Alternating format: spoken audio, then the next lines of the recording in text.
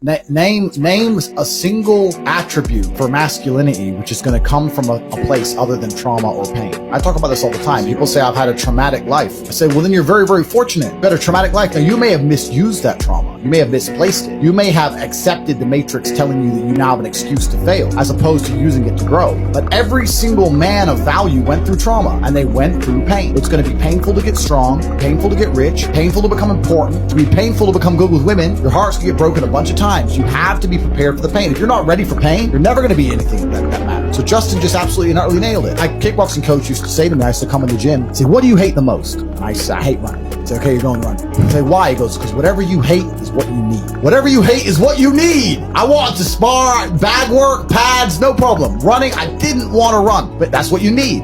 And that's what life's about. You're not going to be able to go through life avoiding pain and also becoming a man of quality. You're going to have to be that guy who's been through so much that he can wake up and go, this ain't nothing. This ain't nothing compared to back then. This ain't nothing compared to that time. You know, and if you're not going to be that guy, then you're going to always suffer the consequences of not being that guy. There's pain to become important, and there's pain in not being important. So you have to make a choice. So I think Justin absolutely utterly nailed it. I think his answer is even better than mine could be. You need to find something you're afraid of, find something that could hurt you, and go do it. And that's one of the great things about being young, right? You're basically superhuman. Yeah. All of us are our age. We're all in our 30s. I remember when I was 21, bro, I could through a wall. Bro, I could drink all night. Yeah. I run 20 miles. Fight You all couldn't day. hurt me. Like I had Wolverine-like healing abilities. And this is actually one of the problems with the world today. I noticed the internet's fucked this up because we have all these youngsters who have a voice. They all think they know something on Twitter and on the internet, these kids, right? When I was 23, 22, I didn't know shit.